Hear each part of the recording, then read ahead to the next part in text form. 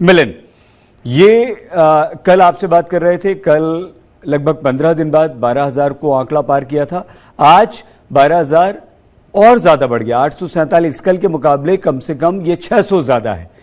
ये किस तरह की बढ़ोतरी है, कैसे इसे देखें हम मिलन? देखिए, लगातार जो कोविड के केसेस हैं, अब उनके जो आंकड़े हैं बड़ी संख्या में दिख रहे हैं, क्योंकि 12,000 केसेस पहले भी आए, 12,000 केसेस अब दोबारा आए। और जिन राज्यों की आपने बात की है उसमें महाराष्ट्र का नाम सबसे पहले आ रहा है दोबारा से, क्योंकि कम से कम 5 महीनों बाद फिर से वहां पर जो आंकड़े दिखाई दे रहे हैं वो चिंताजनक है। इस बीच सरकार ने कुछ ऐसी नई नीतियां भी लाई हैं, जैसे फिर से हर घर दस्तक का जो उनका इनिशिएटिव था, जिन लोगों ने अपनी सेकेंड डोज वैक्सीन नहीं लगाई है वो फिर से एक्टिवेट किया गया।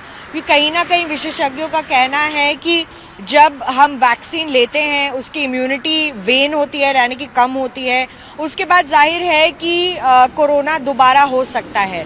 और अब दिल्ली जैसे राज्यों की भी बात करें तो यहाँ पर भी केसेस देखने को मिल रहे हैं। आप अपने आसपास भी देखेंगे अगर, तो धीरे धीरे आपके सर्कल में भी आपको लोग दिखाई देंगे जिनको कोविड अब दोबारा होने लग गया है। ये चिंता के विषय ज़रूर है, लेकिन एक और चीज़ इसमें जो सामने आई है कि ज़्यादा डेंजरस नहीं इस वक्त दिखाई दे रहा है कोरोना, क्योंकि लक्षण हैं कोविड के कि ज़्यादातर पॉपुलेशन वैक्सीनेट हो गई है, इसलिए कम प्रभाव दिख रहा है हॉस्पिटलाइजेशंस पर। मैं ये ज़रूर कहना चाहूँगी कि चाहे महाराष्ट्र हो या दिल्ली हो या अन्य राज्य जहाँ पर केसेस बढ़ रहे हैं सहित, हॉस्पिटलाइजेशंस पर अभी तक कोई इफेक्ट नहीं आया है। इसका मतलब ये है कि एपिडेमियोलॉजिस्ट ये देखना चाह रहे हैं कि क्या दोबारा से कोई वेव अगर आती है फिर से, तो क्या अस्पतालों पर इसका क्या प्रभाव होगा, ये जानना बहुत ज़रूरी है।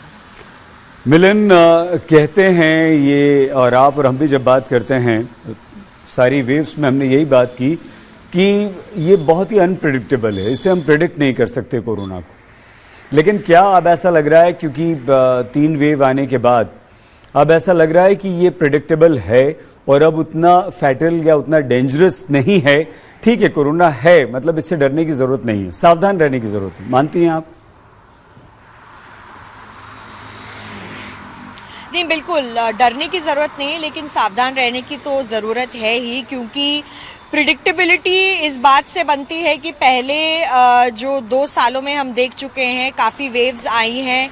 नई वेव भी अगर आती है तो वो एक फ्लैट वेव मानी जाएगी, उसका कितना लंबा ड्यूरेशन होगा इस पर डिपेंड करेगा कि कितनी डेंसिटी ऑफ पॉपुलेशन है और केसेस कैसे बढ़ते हैं।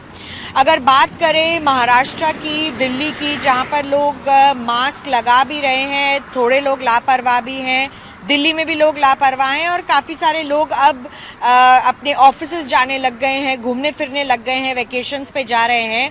जाहिर सी बात है लाइफ अब नॉर्मल और नॉर्मलसी की तरफ बढ़ रही है, इसीलिए केसेस भी बढ़ रहे हैं, क्योंकि कोरोना से और कोई बचाव है नहीं सिवाय वैक्सीनेशन का और मास्क पहनने का जी।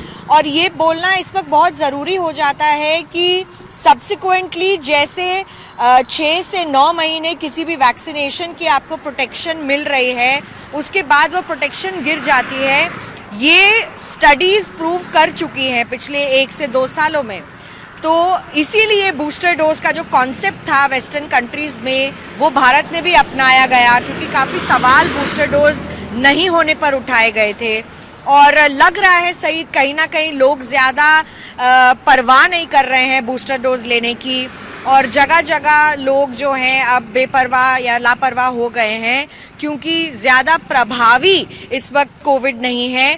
BA.4 और BA.5 ये 2 जो वेरिएंट्स हैं जीनोमिक सर्वेलेंस में हमको पता चला है, उनके कारण ये केसेस हो रहे हैं।